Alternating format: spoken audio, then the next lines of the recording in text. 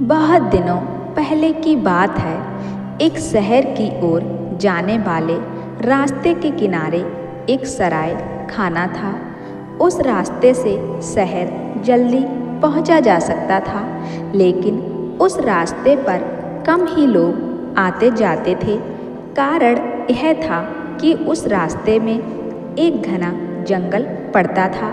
कभी कभी हिंसक पशु रास्ते पर चलने वालों पर आक्रमण कर देते थे, जिससे राहगीरों की मृत्यु भी हो जाती थी। इसलिए प्राण भय से लोग उस रास्ते से शहर जाने में हिचकिचाते थे।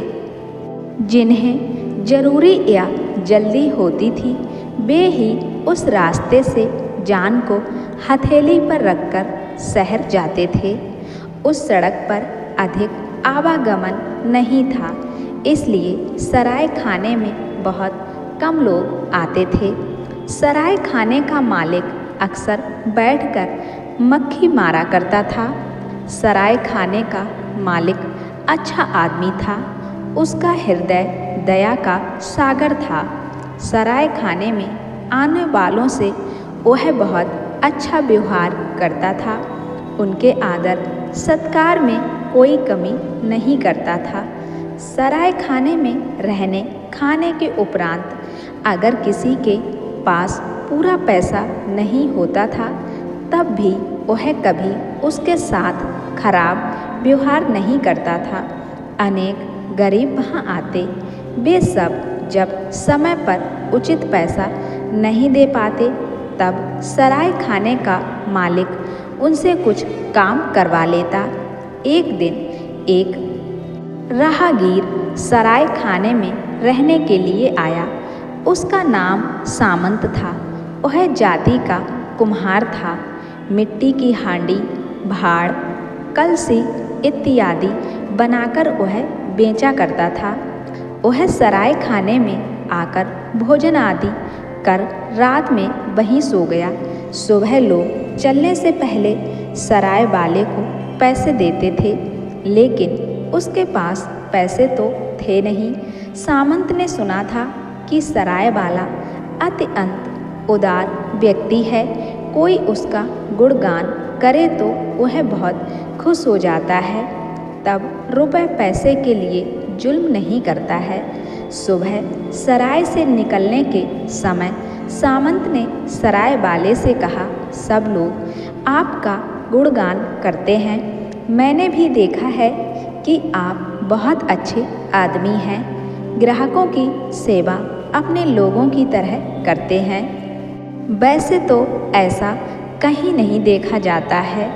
आपको देने के लिए मेरे पास पैसे नहीं हैं, पर कुछ कम दामी मिट्टी के पात्र हैं, लेकिन उनसे आपका पैसा पूरा नहीं होगा। मेरे पास कुछ रंगीन खड़िया मिट्टी के टुकड़े हैं, वे सब मैं आपको दे सकता हूँ। सामंत के मुख से अपनी प्रशंसा सुनकर सराय वाला मुग्ध हो गया। उसने कहा, मुझे इन सब चीज़ों की ज़रूरत नहीं है भाई। तुम्हारे पास पैसे नहीं हैं तो क्या हुआ, तुम जा सकते हो। सामंत ने कहा, रंगीन खड़िया मिट्टी आप रख लें। ये जादुई खड़िया मिट्टी है, बहुत अद्भुत कार्य होते हैं इसके द्वारा। यह कहकर उसने रंगीन खड़िया मिट्टी से दीवार पर एक पक्षी का चित्र बनाया। पक्षी की देह पर विचित्र प्रकार रंग लगाने से देखा गया कि वह एक मयूर बन गया। तस्वीर देखकर सराय वाला बोला, बहुत सुंदर तस्वीर बनाई है तुमने, बिल्कुल मयूर जैसी तस्वीर है। सामंत बोला, और क्या क्या हो सकता है, आगे देखिए। इस तस्वीर वाले मयूर को मैं जीवित कर दूंगा। यह कहकर उसने तस्वीर की ओर देखकर 2 बार ताली बजाई। आश्चर्य! ताली बजाने के साथ ही तस्वीर जीवित हो उठी। मयूर अपनी गर्दन को इधर उधर घुमाने लगा। इसके बाद दीवार से नीचे उतरकर अपने पंखों को फैलाकर नाचने लगा। तस्वीर वाले मयूर के नाच देखकर सब आश्चर्यचकित हो गए। तस्वीर भी जीवित हो सकती है, किसी ने जाना सुना नहीं था। सभी लोग सामंत की अद्भुत क्षमता की तारीफ करने लगे। तब सामंत ने कहा, अब देखिए, तस्वीर का जीवित मयूर पुनः तस्वीर बन जाएगा। यह कहकर उसने 3 बार ताली बजाई। देखते ही देखते मयूर पहले की तरह दीवार में समाकर चित्र बन गया।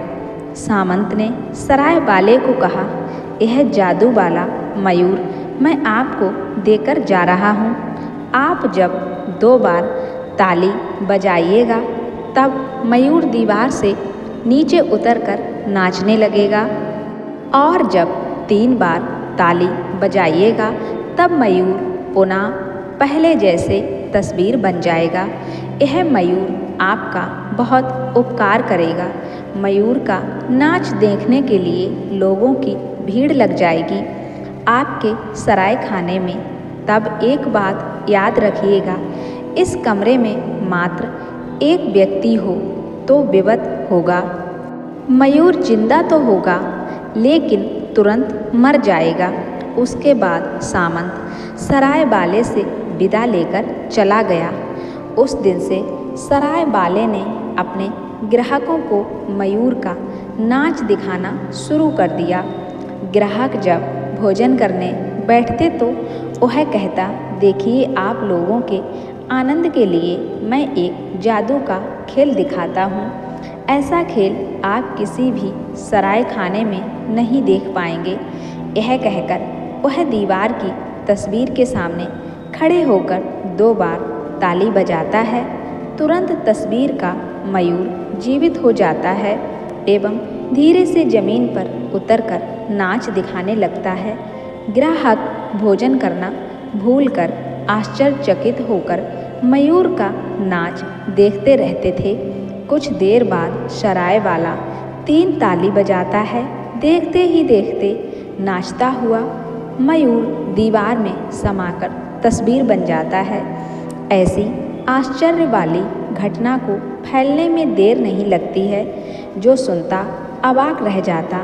दिन प्रतिदिन सराय खाने में लोगों की भीड़ बढ़ने लगी। जब जादुई मोर का नाच देखने के लिए आते वे लोग जल्दी जल्दी भोजन कर लेते। भोजन का पैसा भी पूरा चुका देते। फिर मयूर का नाच देखने का आग्रह करते। सराय वाला तब अपने ग्राहकों को संतुष्ट करने के लिए मयूर का नाच दिखाता। देखते देखते उस उपेक्षित सराय खाने में लोगों का जमघट लगने लगा। सराय वाले का भाग्य जाग उठा। वह अब बहुत अमीर बन गया था। एक दिन रात में एक व्यक्ति सराय खाने में आया। वह दूसरे देश का एक धनी व्यापारी था। उसने सराय वाले को कहा, मैंने सुना है कि तुम्हारे इस सराय खाने में एक जादू के मयूर का नाच होता है, क्या यह सच है? सराय वाले ने कहा, जी बिल्कुल सच है। व्यापारी बोला, मैं मयूर का नाच देखूंगा। इसके लिए मैं तुम्हें एक थैली सोने की मोहर दूंगा। सराय वाले ने कहा, आप थोड़ी देर प्रतीक्षा कीजिए और कुछ लोग आ जाएं तो एक साथ सबको नाच दिखाऊंगा। व्यापारी बोला, नहीं नहीं, कोई आदमी नहीं रहेगा। जादुई मयूर का नाच मैं अकेले देखना चाहता हूँ। यह लो सोने की मोहर की थैली। एक थैली सोने की मोहर पाकर सराय वाला बहुत खुश हो गया। कुम्हार सामंत की बात उसे याद नहीं रही। उसने कहा, आप बैठिए, अभी आपको मयूर का नाच दिखाता हूँ। यह जो आप दीवार पर मयूर की तस्वीर देख रहे हैं, मैं उसे जिंदा कर दूंगा। उसके बाद वह घूम घूम कर नाच दिखाएगा। यह कहकर उसने 2 बार ताली बजाई। तभी तस्वीर वाला मयूर हिलने डुलने लगा, लेकिन वह कूदकर जमीन पर नहीं उतरा। ऐसा लग रहा था मानो हिलने डुलने में उसे बहुत कष्ट हो रहा है। धीरे धीरे अत्यंत कष्टपूर्वक वह जमीन पर उतरा। लेकिन नाच नहीं सका। खड़े खड़े वह थर थर काँपने लगा। फिर एक तरफ लुढ़क कर उसने प्राण त्याग दिए। पल भर में सारी घटनाएं घट गईं। मयूर जमीन में समाकर एक तस्वीर बनकर रह गया। व्यापारी ने झट से सराय वाले के हाथ से मोहर वाली थैली छीन ली और क्रोध से गर्जन करते हुए कहा, यही है तुम्हारा मयूर नाच। यही दिखाने के लिए एक थैली सोने की मोहर लिए थे। मुझे क्या तुमने अहमक समझा है, एकदम मूर्ख समझा है। यह कहकर वह सराय खाने से निकलकर तेज कदमों से चलने लगा। सराय वाले को कुम्हार सामंत की बातें याद आईं। वह अपना सिर पीट पीट कर कहने लगा, हाय हाय, क्यों मैं सोने की मोहर के लोभ में पड़ गया। कुम्हार सामंत ने मुझे एक व्यक्ति के सामने मयूर का नाच दिखाने से मना किया था। उसकी बात अनसुनी कर क्यों मैंने सर्वनाश को आमंत्रित किया। हाय हाय, अब कोई ग्राहक मेरे सराय खाने में नहीं आएगा। सराय वाले ने बड़ी आशा के साथ कई बार तालियां बजाईं, पर तस्वीर वाला मयूर जीवित नहीं हुआ। रात बहुत बीत गई थी। सराय वाला घनघोर नींद में था। तभी हठात एक बांसुरी की आवाज़ सुनकर उसकी नींद टूट गई। इतनी रात को उसके दरवाजे पर कौन बांसुरी बजा रहा है, यह देखने के लिए वह दरवाज़ा खोलकर बाहर निकला तो देखा वही सामंत बांसुरी बजा रहा है। खुले दरवाजे से वह भीतर आया और मयूर की तस्वीर के पास खड़े होकर बांसुरी बजाने लगा।